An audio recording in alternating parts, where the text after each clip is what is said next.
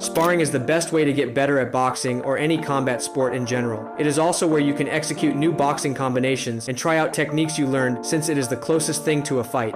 This video is a detailed guide on how to improve at sparring and tips to gain advantage over your opponent while sparring. The tip number 1 to improve and do well at sparring is to constantly pressure your opponent. In most sparring sessions, the person taking the lead and charging in is usually at an advantage. As you can see in the video, when Tank got the chance, he kept pressuring Haney with boxing combinations which helped him dominate throughout the whole sparring session.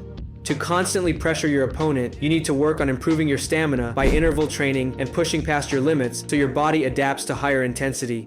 An example of interval training is throwing boxing combinations on the heavy bag at a normal pace and going fast for 30 seconds without stopping. This pushes your body to adapt to higher intensity and can be very effective while sparring, since there are times where you need to punch your opponent fast multiple times without stopping.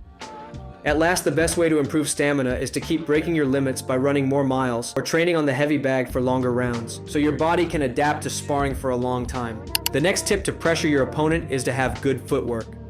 Having good footwork can help you throw boxing combinations and close in or fall back quickly when needed. The best way to improve footwork is shadow boxing while moving in and out and visualizing an opponent in front of you. Make sure to learn how to throw punches while moving back to prevent your opponent from getting away or throwing a clean counter punch. Additionally, ladder drills can also be effective to improve footwork speed and strength and are used by many professional boxers with good footwork, like Manny Pacquiao and Lomachenko. Once you have good endurance and footwork, you can easily push your sparring partner to the corner of the ring while throwing basic boxing combinations like jab cross and uppercuts while giving him less room to move and counter. You can always fall back quickly if you have good footwork to avoid powerful counter punches. Learning how to charge in and continuously punch in close combat can be very useful if you want to start competing, since a lot of fights end by a technical knockout, and you cannot rely on decisions all the time since a lot of judges don't know how to decide the winner. At last, remember that the main goal of sparring isn't to knock out your opponent, it is to learn new techniques and gain experience against a real boxer, so it is the best time to go aggressive without impacting your record. You should never go full power unless your coach tells you, which only happens during hard sparring sessions. Generally, your coach will put you in hard sparring sessions if you get very good or are preparing for your first fight. The second tip to improve or do well at sparring is to maintain good distance between you and your opponent.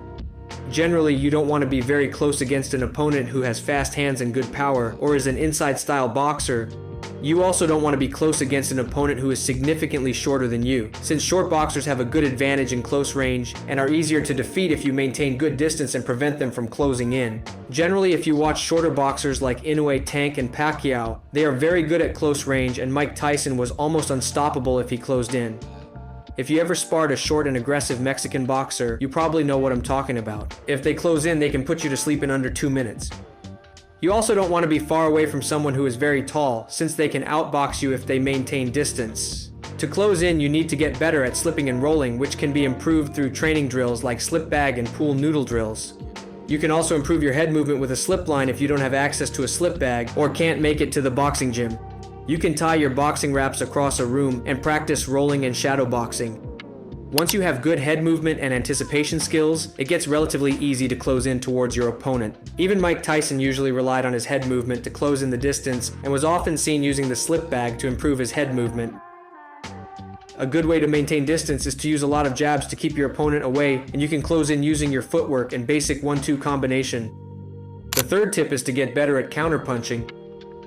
Counterpunching is one of the best ways to get out of situations where you are getting pushed to the corner of the ring, and you can also knock your opponent out. A good example of counterpunching is slipping and throwing a counter. As you can see in the video, Canelo slips to the right when his opponent throws a jab, and then comes up with a hook with his right hand. That was a very good execution of the slip and counter, and it is very useful in sparring sessions since slipping is one of the most common ways to dodge a punch. The next most common type of counterpunch you will be using during sparring sessions is the parry and counter. It is basically changing the trajectory of a punch by pushing it away to a different direction and using that chance to land a counter when your opponent is open. You can land a counter with any hand depending on the situation. The fourth tip to do well in sparring is to use feints and fake punches. Using feints and fake punches can be a great way to trick your opponent to open up, giving you a chance to knock your opponent down. As you can see in the video, Canelo is pressuring his opponent by using jabs to make him go to the corner of the ring so he has less room to move around. Then he tricks his opponent to get his guard up by throwing a fake punch with his right hand. and then comes up with an uppercut using the small space in between the high guard. Usually most people leave an open space down while using a high guard to defend from a punch which is coming from a good height, and Canelo used that opportunity to land an uppercut from the open space at the bottom of the high guard. This can be very useful in sparring sessions since they are not as serious as fights and you can learn from your mistakes, and you don't have any serious consequences since there is no winning or losing. He used it multiple times against many opponents and used it in different ways like setting up a hook or a cross. So in conclusion, the main goal of feints or fake punches is to set up a clean punch. The fifth tip to get better at sparring is to work on your defense. Defense is even more important than offense since there is nothing worse than getting dropped in the first round of your sparring session. To get better at defense, there are 3 important things you need to do. The first one is learning how to block punches. Blocking punches can be more useful than slipping or rolling since you cannot slip in every situation, but you can block more punches since it does not require a lot of work. And blocking punches is way more effective in close range, so I will be covering how to block the most common types of punches.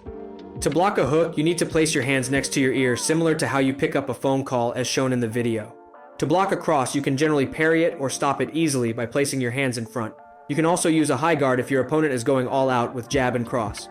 To block an uppercut, you need to lower yourself while using your elbows to stop it. At last, to block a body hook, you need to lower yourself slightly while using your arm to block the side where the body shot is coming from. The last 2 ways to improve defense were head movement and footwork, which I already covered earlier. In my opinion, these are the only 5 important tips most people need to understand to get better or do well at sparring sessions. There are things like timing and accuracy, which I have covered in most of my videos, and there is no need for it. That's it for the video.